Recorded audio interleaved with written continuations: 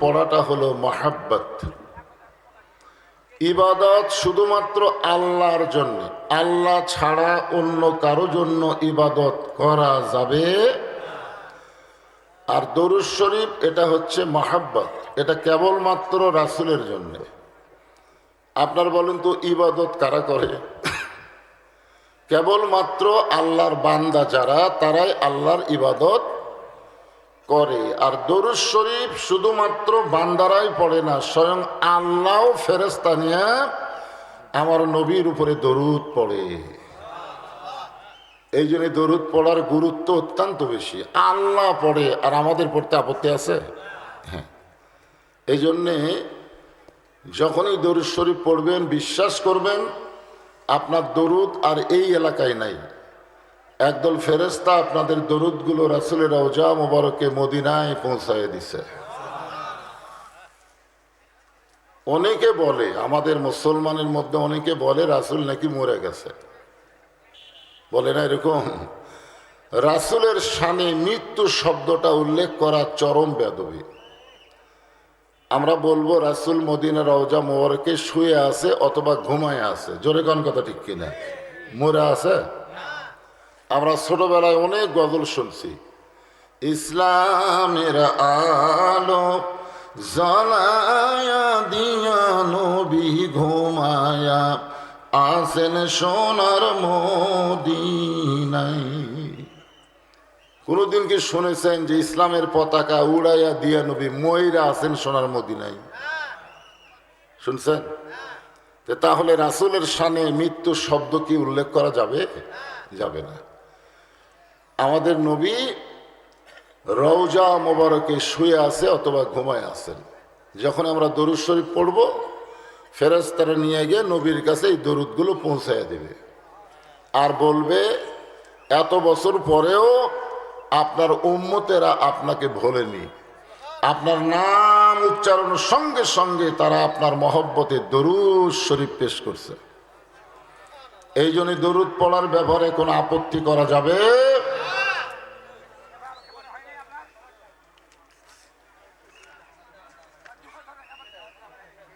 বীরনগর দল্লাপাড়া জামে মসজিদ এর উদ্যোগে আজকের এই তাফসিরুল কোরআন ওয়াজ মাহফিলে আল্লাহ তাআলা যেনাকে সম্মানিত সভাপতির আসনে কবুল করেছেন, জনাব মোহাম্মদ ফেরদাউস হোসেন মণ্ডল,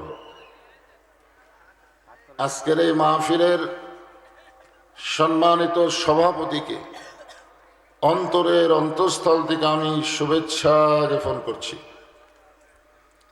আজকের এই মাহফিলের সম্মানিত প্রধান অতিথি অত্যন্ত অহংকার মুক্ত মানুষ, দানবীর জনাব আলহাজ আয়ুব আলী মণ্ডল।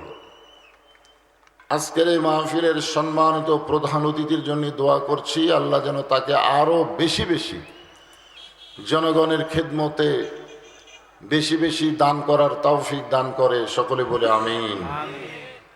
আজকের এই মাহফিলের সম্মানিত বিশেষ অতিথিবৃন্দ, সম্মানিত সুধীজন, সম্মানিত ওলামায়ে কেরাম, আপনাদের মাঝে মাঝে যে সমস্ত আলেম ওলামা বসে আছেন, মঞ্চে আছেন, মাগরিবের নামাজের পর থেকে এত রাত পর্যন্ত কোরআন হাদিসের আলোকে অত্যন্ত গুরুত্বপূর্ণ আলোচনা করে আপনাদেরকে শুনাইছেন আলেম ওলামা সহ, আজকের এই মাহফিলের বক্তাগণকে অন্তরের অন্তঃস্থল থেকে আমি শুভেচ্ছা জ্ঞাপন করছি।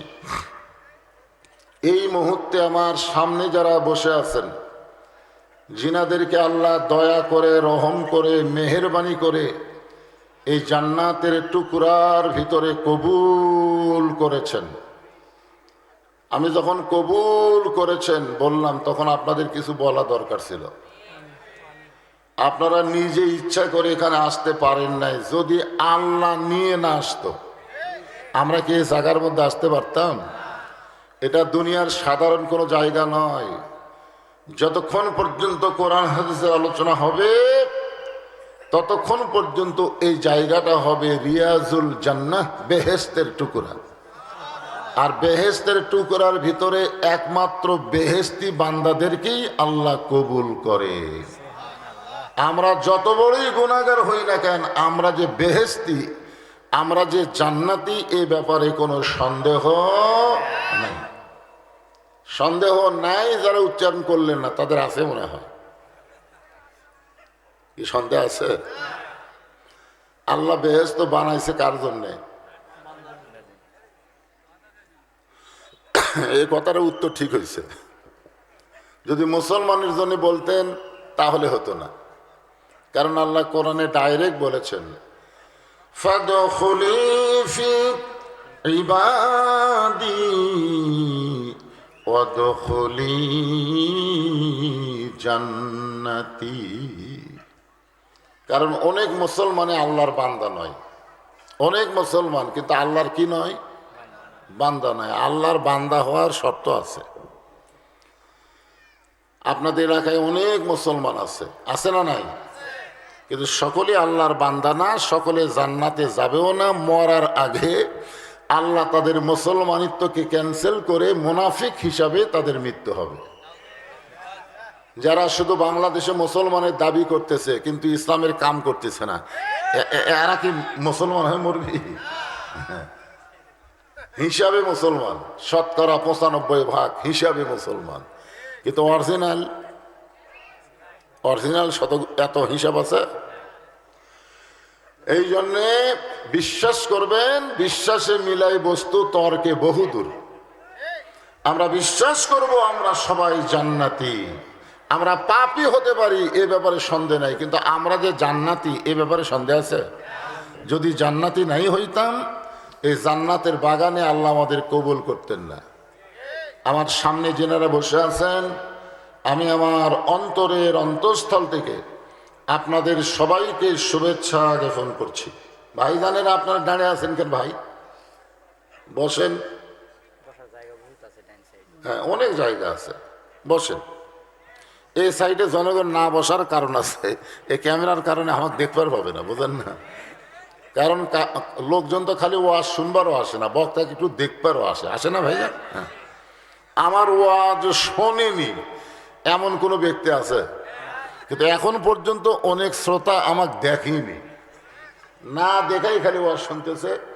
ওরা আবার দেখবার চায়, ডাইরেক্ট একটু দেখবার চায়। তো এই জন্য যিনি যেখানে বসে আমাকে দেখতে পাবেন সেখানেই বসেন। সম্মানিত মা বোনেরা, পর্দার অন্তরালে বসে বসে যারা আলোচনা শুনতেছেন, আমি তাদেরকেও শ্রদ্ধা জ্ঞাপন করে এই মুহূর্তে জানতে চাচ্ছি আপনারা সকলে কেমন আছেন? আলহামদুলিল্লাহ রব্বিল আলামিন। যে আল্লাহ শারীরিক সুস্থতা, মানসিক প্রশান্তি দান করে আজকের এই জান্নাতের বাগানে কবুল করেছেন, আমরা সে আল্লাহর উপরে খুশি না বেজার? তাহলে জবান করে সমস্বরে সকলে বলবো রব্বানা লাকাল হামদ হামদান কাসীরান তাইয়িবান মুবারাকান ফীহি।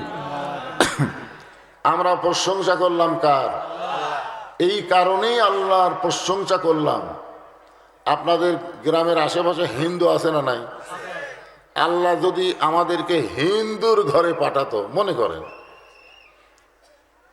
তাহলে আমরা কি আল্লাহ পেতাম? আমরা ভগবান পেতাম।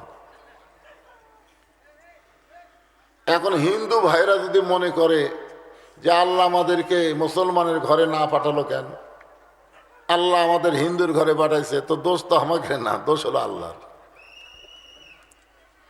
এই জন্য একটা গান আছে, মাটির পুতুল বানায়া আল্লাহ করিলা বেহোশ, তুমি যেমনি নাচাও তেমনি নাচে পুতুলের দেও দোষ। তুমি সর্প হয়ে দংশন করো, ওজা হয়ে ঝাড়ো, তুমি চোরকে বলো চুরি করো, আবার পুলিশ হয়ে ধরো। এরকম একটা গান আছে না? এই গানটার ব্যাখ্যা আমি বুঝেছি। আসলে এটা আল্লাহর ইচ্ছা। রুহের জগতে আমাদের রুহগুলোকে আল্লাহ এত পছন্দ করলেন যে দুনিয়ার জগতে আল্লাহ আমাদেরকে মুসলমানের ঘরে কবুল করলেন। আল্লাহ কোরআনে বলেন ওয়া মান ইয়াবতাগি গায়রাল ইসলামি দীনান ফালাই ইউকবালা মিনহু, ইসলাম ছাড়া অন্য কোনো জীবন ব্যবস্থা কেউ যদি গ্রহণ করে, আল্লাহ বলেছেন কখনোই তা কবুল করা হবে না। আল্লাহর কাছে একমাত্র কবুল যোগ্য জীবন ব্যবস্থার নাম কি? ইসলাম। কিন্তু ধর্মের নাম না। ইসলাম হলো একটা জীবন ব্যবস্থা। হ্যাঁ, ধর্ম ছিল এক সময়।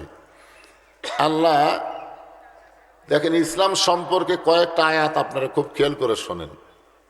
এক জায়গায় আল্লাহ ইসলাম বলেনি, আল্লাহ বলেছেন লা ইকরাহা ফিদ্দিন, লা ইকরাহা ফিদ্দিন। এর মধ্যে ইসলাম আছে?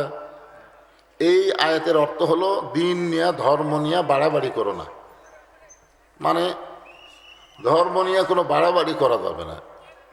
এর কিছু পরে আল্লাহ বললেন লাকুম দীনুকুম ওয়ালিয়া দিন। আপনার বলেন তো এর মধ্যে ইসলাম আছে?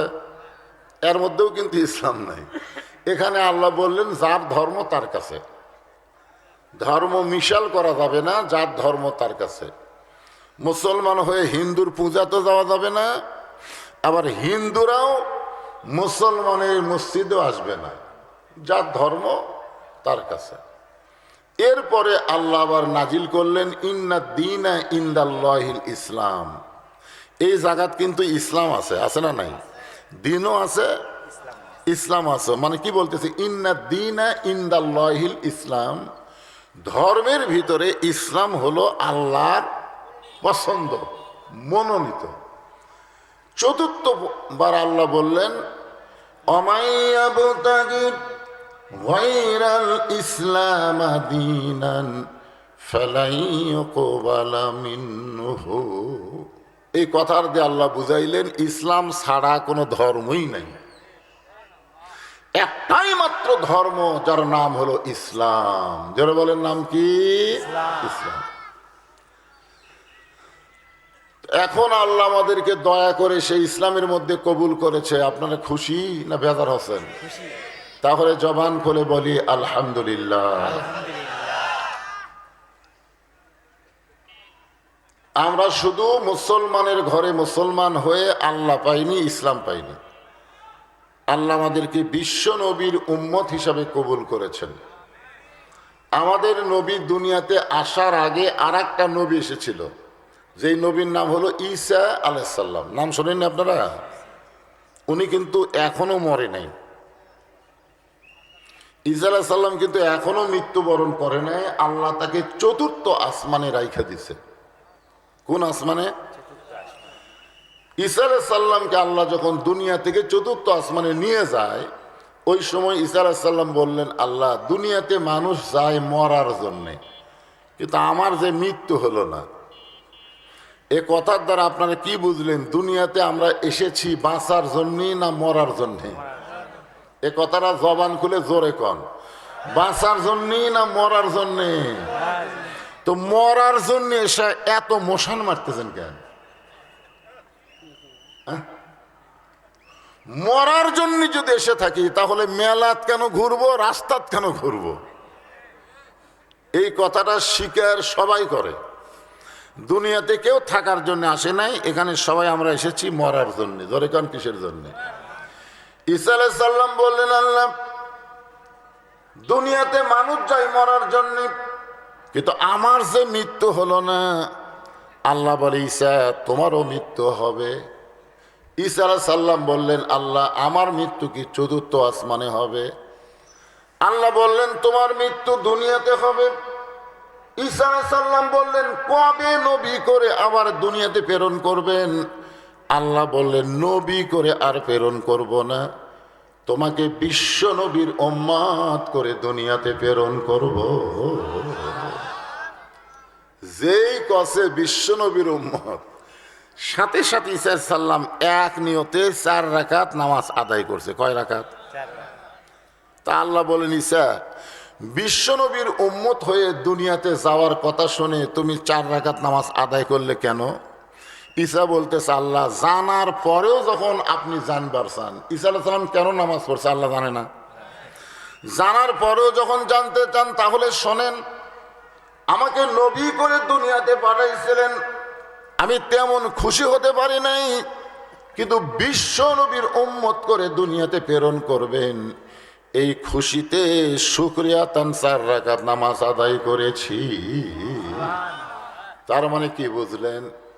নবী না হয়ে দুনিয়ার, সবাই বলেন, না হয়ে ফেরেশতায় আল্লাহর হয়েছি উম্মত আপনার, তার তরে শুকুর।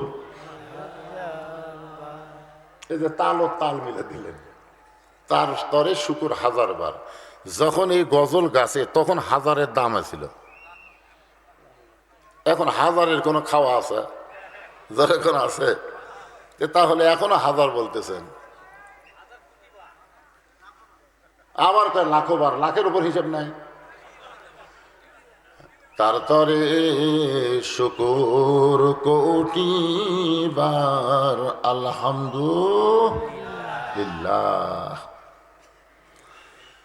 এখন আসেন, আল্লাহ যেই কোরআন থেকে আমাদেরকে হেদায়েত দিবেন, যেই কোরআনে আল্লাহ বললেন যালিকাল কিতাবু লা রাইবা ফি হুদাল লিল মুত্তাকিন, এই কিতাবের মধ্যে কোনো সন্দেহ, এই কিতাব পাইকারি হারে সবাইকে হেদায়েত দিবে না, কেবলমাত্র মুত্তাকি বান্দা বান্দি যারা আল্লাহর কোরআন থেকে হেদায়েত পাবে তারা। সবাই পাবে? সবাই পাবে না। আমাদের বাংলাদেশে অনেক মুসলমান আছে, এখন পর্যন্ত তারা এই কোরআনটা হাত দিয়া পর্যন্ত ধরে নাই। এমন মুসলমান আছে কোরআনটা হাত দিয়ে ধরেইনি। ওরা এসে আমাদের কানে কানে কয়, হুজুর ওয়াজ করবেন কিন্তু রাজনীতি দান করেন না। কি কথা রে ভাই, এখন পর্যন্ত এই কোরআন শরীফ হাত দিয়ে ধরেইনি। এই কোরআন যে কি এটা ওরা জানি না, আর ওরা এসে হুজুরক বলতেছে হুজুর রাজনীতি দান করেন না। আপনারা বলেন তো, রুগী হয়ে ডাক্তারকে যদি যায় বলে ডাক্তার সাহেব আমাকে প্যারাসিটামল দেন, তো ডাক্তার বলতে তোমার কি অসুখ ভাই? এই মিয়া প্যারাসিটামল দিবার কাছে আমার অসুখের খবর কি? এখন আপনারা বলেন তো, ডাক্তারই রুগীর রোগের কথা শুনে ওষুধ দিবি, কিন্তু রুগী ডাক্তারের কাছে ওষুধ চাচ্ছে, এখন ডাক্তার কি করবে? তো যেই বেটা কোরআন হাত দিয়ে কোনোদিন স্পর্শ করে নাই, কোরআন শরীফের একটা আয়াতও পড়ে নাই, ওরা এসে আবার হুজুরও করে নির্দেশনা দেয়, খালি চাপাত জুতার বাড়ি মারা দরকার, জোরে কতক্ষণ ছুটছে না কি নাই নাই, এই বসে হিট চোখ বন্ধ করতেছে, খালি চোখ বন্ধ করে থাকলে দেখা যাবে, চারিদিকে চোখ খুলে দেখো আছে না নাই। শোনেন, আমি 2টা আয়াত আপনাদের সামনে তেলাওয়াত করেছি। একটা আয়াত খুবই নরম আয়াত, আর একটা খুবই গরম আয়াত। আগে নরম দিয়া শুরু হবে, শেষে গরম দিয়া শেষ হবে। নরম আয়াতটা হলো আইয়ুহাল্লাযীনা আমানুস্তাঈনু বিস-সাবরি ওয়াস-সালাহ ইন্নাল্লাহা মা'আস-সাবিরিন। এটা কি আয়াত? নরম আয়াত, নরম। ইন্নাল্লাহা মা'আস-সাবিরিন মানে কি ধৈর্য ধর বাবা, ধৈর্য ধর।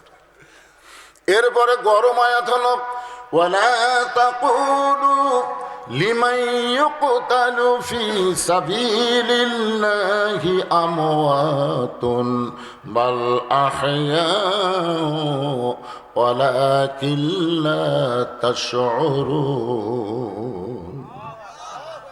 কোরআনের আলোচনার মধ্যে, তাফসীরের মধ্যে খালি নরম মানলে হবে না, গরমও দেওয়া লাগবে। জোরে কোন ঠিক কি না? আল্লাহ নবীর 23 বছর জীবনীতে মক্কার 13 বছর হলো নরম জীবন, মার খাওয়ার জীবন, আর মদিনার জীবন হচ্ছে গরম জীবন, মার দেওয়ার জীবন। জোরে গান কথা ঠিক কিনা? আপনি জানেন হিজরত করার পরে নবী বাতিলের বিরুদ্ধে 27টা যুদ্ধে হকের পক্ষে সেনাপতিত্ব করছেন। তাই পর্যায়ে কলেমার দাওয়াত দিয়ে পিটন খাচ্ছে রে, আর মদিনে যে পিটন খাচ্ছে। এই জন্যে আমরা যদি মুসলমান হই, নবীর উম্মত হই, খালি একটা অংশ মানলে হবে না, পুরাপুরি মানতে হবে। জোরে কোন কথা ঠিক কিনা? হ্যাঁ, আল্লাহ ইমানদারকে লক্ষ্য করে বললেন, যারা আমাকে বিশ্বাস স্থাপন করেছো, আস্তাঈনু বিস-সাবরি ওয়াস-সালাহ, যদি আমি আল্লাহর কাছে কিছু পাবার চাও তাহলে দুইটার বিনিময়ে চাও, একটা হলো ধৈর্য আর একটা হলো নামাজ। সুবহানাল্লাহ বলো না? মানে এখানে অনেক আল্লাহর বান্দা বসে আছেন, আল্লাহর বান্দা বসে আছেন, এখন পর্যন্ত এশার নামাজই পড়েনি। আল্লাহর বান্দা, আপনারা বলেন তো, যারা নামাজ না পড়ে এরা আল্লাহর বান্দা? আল্লাহ রাসূল বলেছেন, বাইনাল আবদি অল কুফরি তরকুস সালাত, বান্দা আর কাফেরের মধ্যে পৃথক করার জিনিসটার নামই হলো নামাজ। যারা নামাজ পড়বে তারা হলো আল্লাহর বান্দা, আর যারা নামাজ পড়বে না এরা হলো কাফের। এখন যারা যারা নামাজ পড়েনি এরা কি? আস্তে আস্তে কন কেন? আপনার কি নবীর কথার সাথে দ্বিমত না একমত? একমত যদি না হন, নবীর সুপারিশ পাবেন? আল্লাহ নবীর সুপারিশ ছাড়া কোনো নবীরাও পর্যন্ত জান্নাতের দরজা দেখবি না, আর হামাকেরও তো থুতিই নাই। চিন্তা করছেন? তাহলে নবীর হাদিসের সাথে আপনারা একমত না দ্বিমত? যারা ঈশার নামাজ আদায় করেছে তারা হলো বান্দা। জোরে বলেন, তারা কি? আর যারা পড়ে নাই তারা কি? আরো জোরে, জোরসে বলেন। মসজিদের উন্নয়ন বলতে আপনারা কি বুঝতেছেন? মসজিদের উন্নয়ন মানে বিশাল ছাদ দিয়া বিশাল মসজিদ করা, আর মুয়াজ্জিন একলাই আজান দিয়ে নামাজ পড়া, এইটাই হলো মসজিদের উন্নয়ন। কি তাহলে? নামাজি বাড়াবার গেলে বজরশিদের ওয়াজ দিয়ে নামাজ বাড়ান যাবে না। নামাজি বাড়াবার গেলে নামাজ কায়েমের আন্দোলন করা লাগবে। জোরে জোরে কথা ঠিক কি না? খালি কোরআনের মঞ্চে কোরআন রাখলে হবে না, এই কোরআন জায়গা মতো নিয়ে যাওয়া লাগবে। জোরে জোরে কথা ঠিক কি না? এটি কোরআন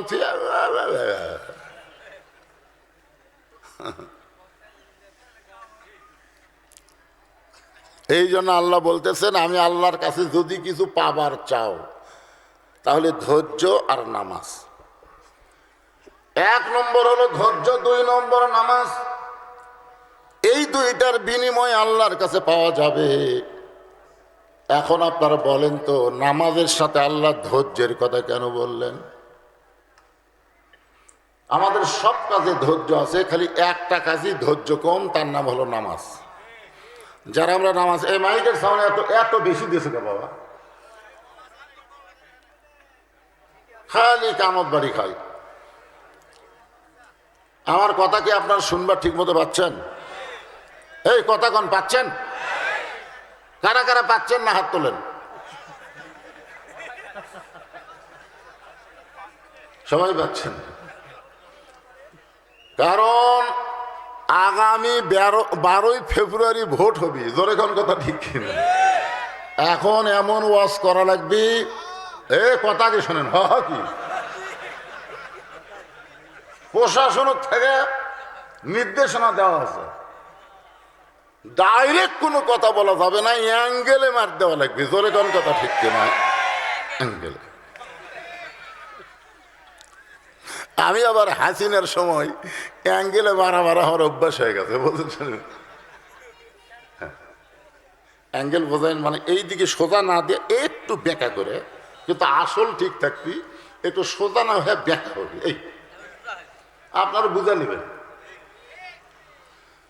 সব জায়গায় ধৈর্য আছে, আলু লাগানোর ধৈর্য আছে, আলু বান্ধার ধৈর্য আছে, ধান লাগানোর ধৈর্য আছে, ব্যবসা করার ধৈর্য আছে, কিন্তু এক মসজিদের মধ্যে গেলেই ধৈর্য নেই।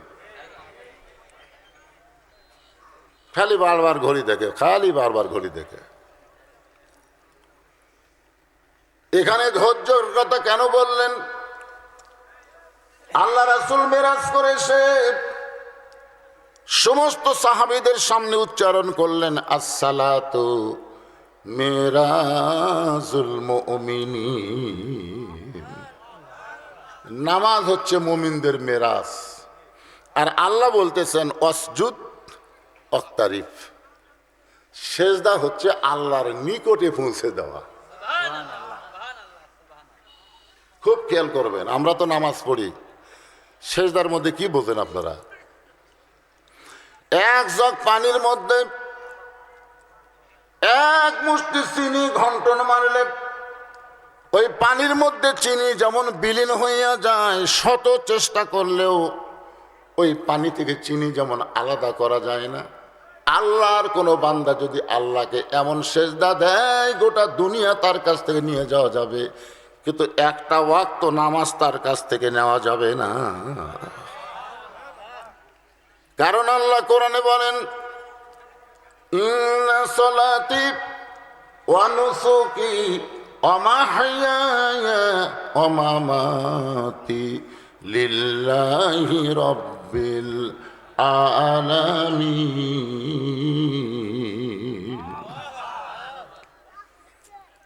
নামাজটা হলো আসরের নামাজ। জোরে বলেন, কোন নামাজ? আসরের নামাজ আমরা কার কাছ থেকে পেয়েছি জানেন?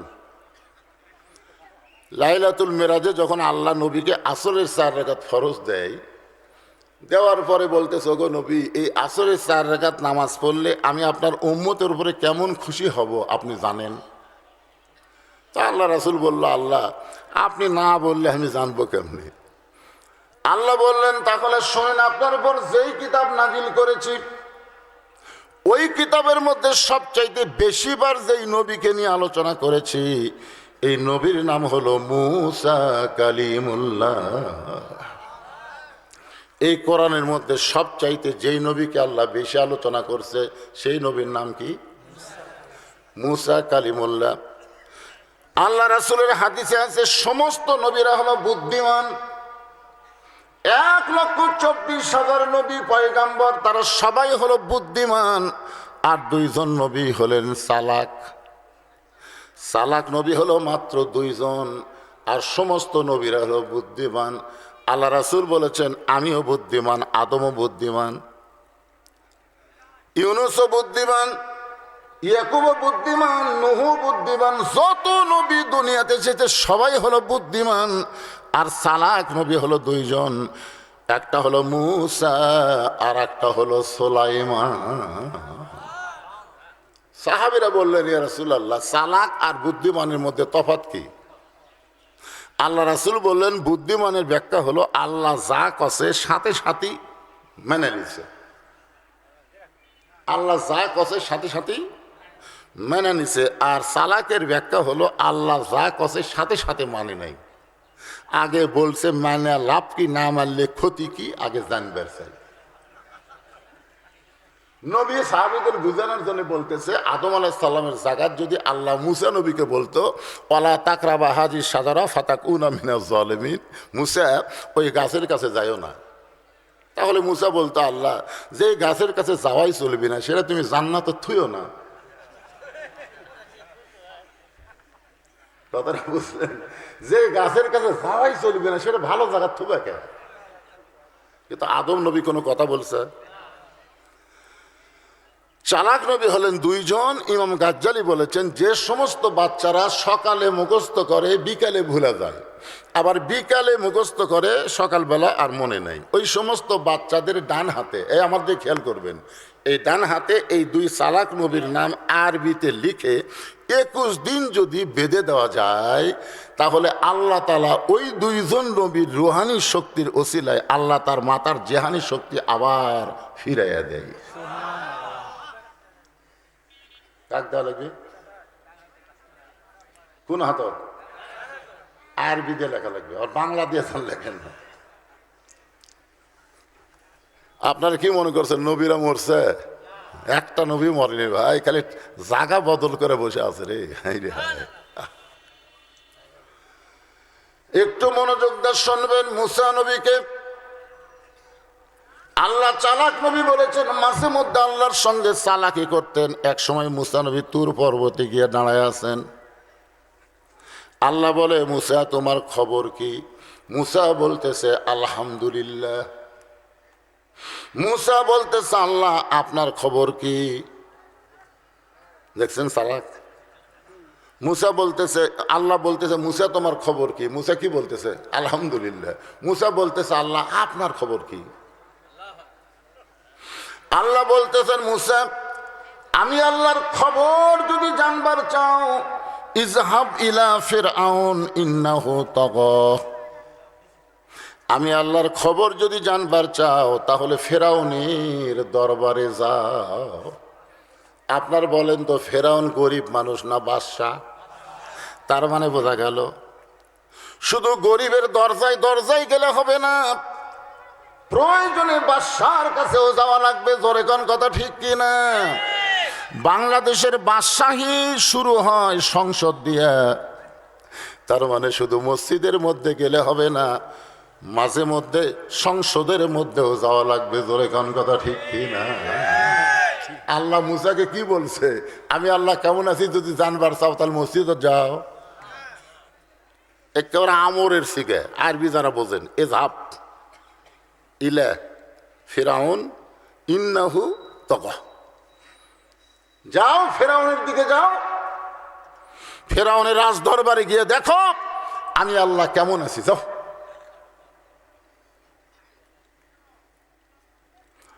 মুসা নবী আল্লাহ কেমন আছে জানার জন্য, আল্লাহর খবর জানার জন্য ফেরাউনের রাজ দরবারে গিয়ে দেখে ফেরাউন সিংহাসনে বসে জিকির করতেছে। কি জিকির? আমার দয়াল বাবার দরবারেতে কেউ ফিরে না খালি হাতে।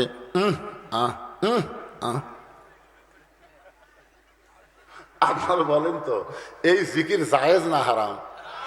যাই মুখ খুলবি না তাই এই জিকির পাটি নাকি?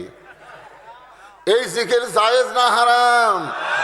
তাহলে যদি আমরা হালাল করবার চাই তাহলে কি বলা লাগবে? আমার দয়ার আল্লাহর দরবারেতে কেউ ফিরে না খালি হাতে। আল্লাহ আল্লাহ আল্লাহ। মুসা নবী ফেরাউনের দরবারে গিয়ে দেখে ফেরাউন জিকির করতেছে, আনা রব্বুকুমুল আলা, আনা রব্বুকুমুল আলা, আমি হলাম সব চাইতে বড় আল্লাহ।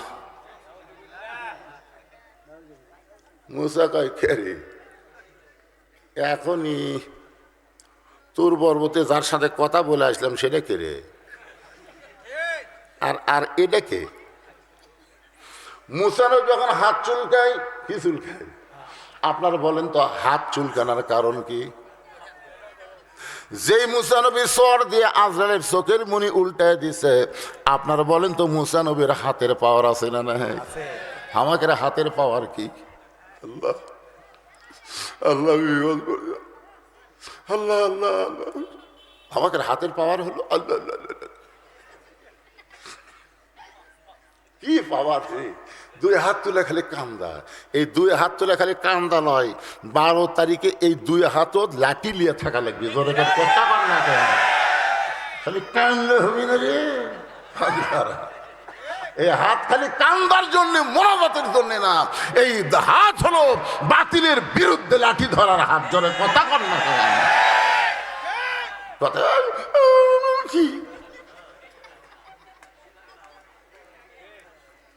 মুসা নবী কি চুলকাচ্ছে? হাত চুলকাচ্ছে। আল্লাহ বলতেছেন মুসা উদউ ইলা সাবিলি রাব্বিকা বিল হিকমাহ মাউইযাতিল লিল হাসানা। রে মুসা আমি আল্লাহ কেমন আছি দেখার জন্য তোমাকে ফেরাউনের দরবারে পাঠাইছি, মারামারি করার জন্য না। যদি বাতিলকে ডাউন করতে চাও তাহলে হকের এলান দাও। বাতিলকে যদি ডাউন করবার চাও, অন্ধকার যদি দূর করবার চাও, তাহলে আলো জ্বলাও। জোরে কোন কি জ্বলাও। অন্ধকারের মধ্যে এক লোক খালি দোয়া করতেছে, আল্লাহ অন্ধকার থেকে বাঁচতে চাই, অন্ধকার থেকে বাঁচতে। আর অন্ধকার ভালো লাগে না আল্লাহ, খুবই কান দিচ্ছে, অন্ধকার ভালো লাগতেছে না। ইতিমধ্যে এক লোক আসে লাইট জ্বলাছে,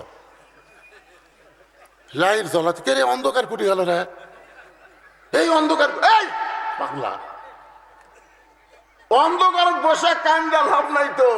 অন্ধকারে লাইট জ্বালালে অন্ধকার এমনি দূর হয়ে যাবি, মোনাজাত লাগবি না, লাইট লাগবে। জোরে কোন কথা ঠিক কি না?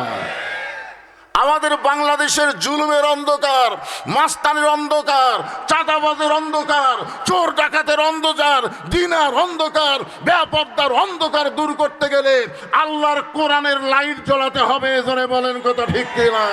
কারা কারা রাজি? দুই হাত তুলে আমার আল্লাহকে দেখা।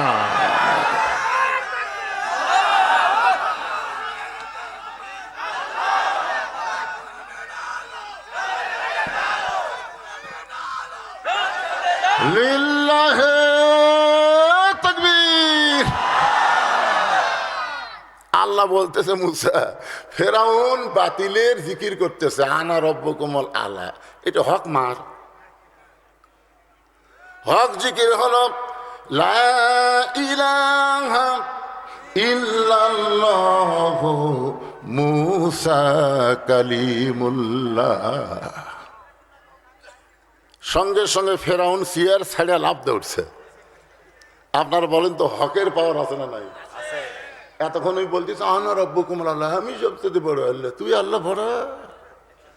তুই তো 42 সাল না 41 সাল পর্যন্ত থাকবার চাইছিল। হ্যাঁ, আর একটা হামান আছিল, ও যে দুইজন মাজা ধরে তুলে দেয় আর একজন দুইজন হাত ধরে টেনে তোলে।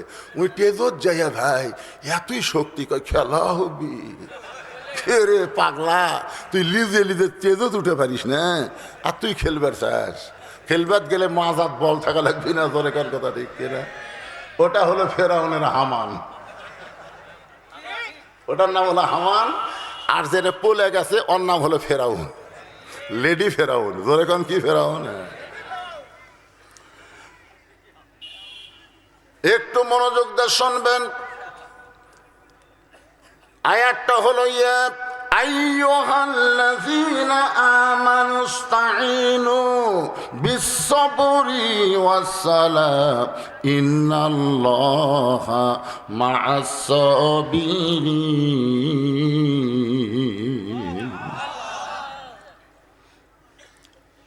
সঙ্গে সঙ্গে ফেরাউন চেয়ার থেকে লাফ ধরে বলতেছে, মুসা, হ্যাঁ মুসা, তোর আল্লাহর জিকির করবি, তোর আল্লাহর জাকাত যা।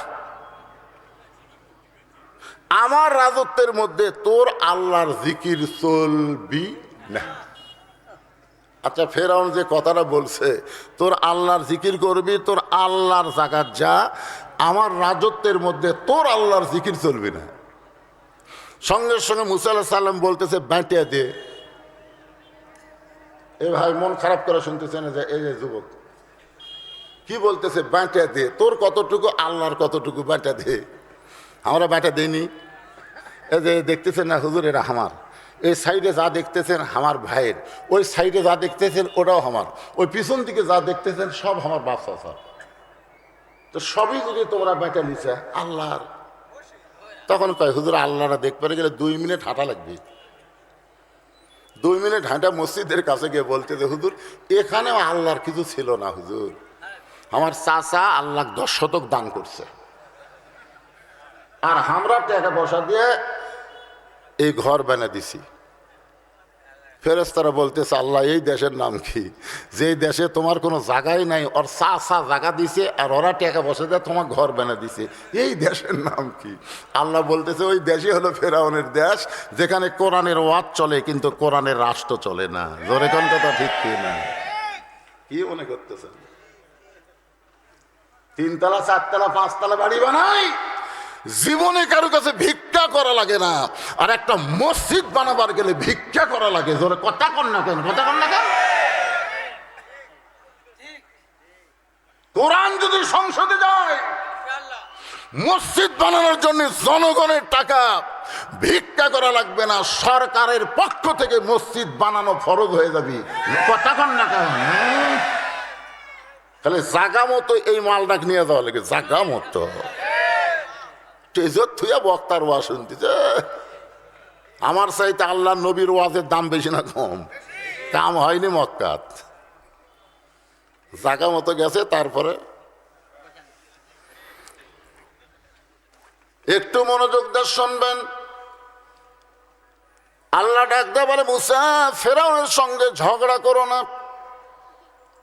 মুসা বলতেছে, আল্লাহ তাহলে ঝগড়া যদি না করি আমি কি করব? আল্লাহ বললেন, দৌড় দাও। মুসা চমকে ওটা বলে, আল্লাহ দৌড়াবো কেন? বলে, এই দৌড়ানোর মধ্যেই কাম আছে। মুসা নবী যখন দৌড় দেয়, ফেরাউন অট্ট হাসি দিয়ে বলতেছে, মুসা আমার ভয়ে দৌড়াই, আমরাও ধাবড়াই।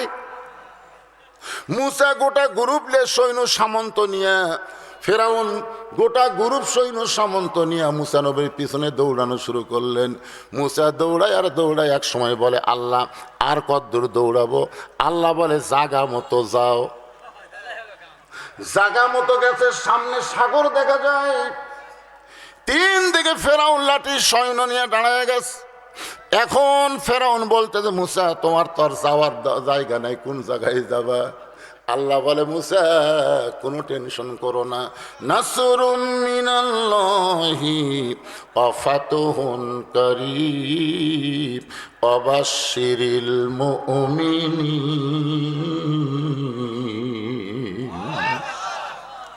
তিন দিকে ভারত আছে, একদিকে বঙ্গোপসাগর। বাংলাদেশের মুসলমান কোনো চিন্তা করো না। ওই ভারতের উগ্রমন্ত্রী বলতেছে, বাংলাদেশের টুপিওয়ালারা নাকি কোরআন সংসদে নিয়ে যাবার চায়, কিন্তু ওই হুজুররা তো জানে না, মৌলবাদীরা জানে না, আমরা ভারত যদি একবার বাংলাদেশকে ধরি, বাংলাদেশ পালানোর জায়গা পাবে না। আরে নিংটির বাচ্চা, জানিস না আমাদের সঙ্গে আমাদের আল্লাহ আছে? জোরে কোন আছে না নাই? মুসা বলতেছে, আল্লাহ আমি এখন কি করব? আল্লাহ বলে, লাঠি বাড়ি মারো। মুসা বলতেছে, হাজার হাজার লাঠির সামনে আমার একটা লাঠি কি হবে? আল্লাহ বলে, ওদের দিকে মারিস না, সাগরের দিকে মার। সাগরে মারার সঙ্গে সঙ্গে আল্লাহ 12 লাইন রাস্তা করে দিল। সবচাইতে বড় রাস্তার তলায় গিয়া মুসা নবী এক নিয়তে 4 রাকাত নামাজ আদায় করলেন। ওই 4 রাকাত নামাজ আল্লাহর এতই ভালো লাগলো, আল্লাহ বলে, নবী গো, ওই সাগরের তলদেশে রাস্তায় মুসা নবী যে 4 রাকাত নামাজ পড়েছে, আমি যত্ন করে রাইখা দিয়েছি। আজকে লাইলাতুল মিরাজে আপনার উম্মতের জন্য ওই নামাজটা আসরের নামাজ হিসাবে দিয়ে দিলাম। আপনার উম্মতেরা আসরের 4 রাকাত নামাজ যখন জামাতের সঙ্গে আদায় করবে, মুসা নবীর সমপরিমাণ সওয়াব তাদের আমল নামায় দিয়ে দিব। বিশ্ববরি ওয়াসসালাম। একটু মনোযোগ দিয়ে শুনবেন। নামাজটা হলো আসরের নামাজ। জোরে বলেন, কোন নামাজ? আসরের নামাজের ইমামতি করলেন আল্লাহর নবী। আসরের নামাজের ইমামতি করলেন কে? আজান দিছে হযরত বেলাল, আর ইমামতি করতেছে আল্লাহর নবী। আসরের নামাজের সালাম ফিরাই নবী সাহাবীর দিকে মুখ ঘুরালেন। মুখ ঘুরাই বলতে, সাহাবীরা রে, তোমরা শুনলে খুশি হবে, আজকে নামাজের ভিতরে আল্লাহ তাআলা আমার উপরে একটা আয়াত নাজিল করেছে। নবী বলতেছে, তোমরা শুনলে খুশি হবে, আজকে যখন আমি আসরের নামাজের ইমামতি করতেছি, নামাজ পড়ানো অবস্থায় আল্লাহ তাআলা আমার উপরে কোরআনের একটা আয়াত নাজিল করেছে। তোমরা কি আয়াতটা শুনবার চাও? না না, সাহাবী করে বলতেছে, আল্লাহ নবী তোমরা কি আয়াতটা শুনবার চাও? সমস্ত সাহাবীরা বলে, হুজুর কোন কি? 1000 বার, লক্ষ বার, কোটি বার শুনতে চাই, কারণ কোরআনের আয়াত তো আল্লাহর বাণী। জোরে কোন কথা ঠিক কিনা?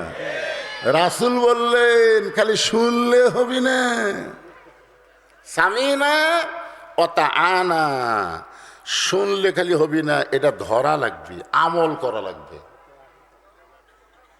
এখন আয়াতটা আমি বলবো, কারা কারা শুনবো, আমল করবো, হাত তোলো। আপনাদের কোসে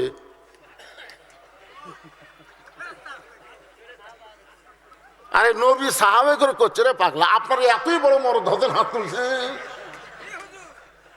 আয়াতটাকে শোনেন তো, হাত তুলবেন না উঠে যাবেন।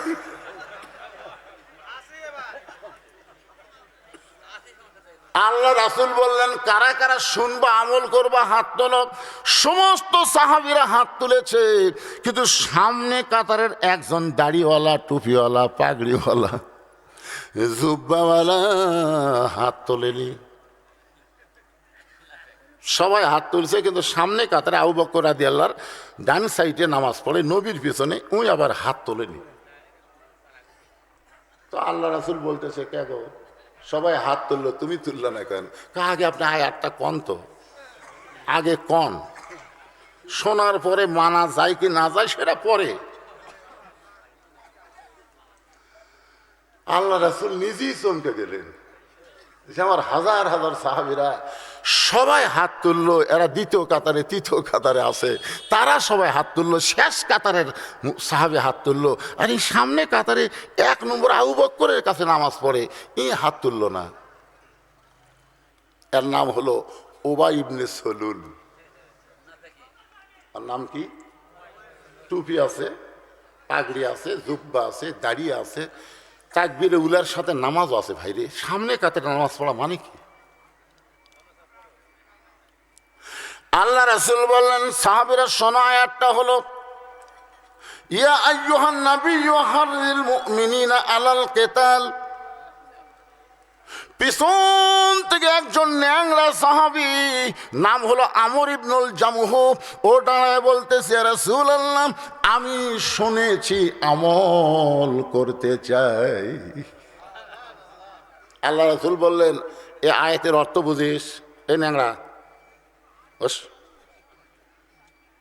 এই আয়াতের অর্থ হলো ওগো নবী, যারা আপনার পিছনে জামাতবদ্ধভাবে নামাজ পড়তেছে, কাতার সোজা করে যারা নামাজ পড়তেছে, তাদেরকে শুধু আপনি নামাজই তৈরি করলে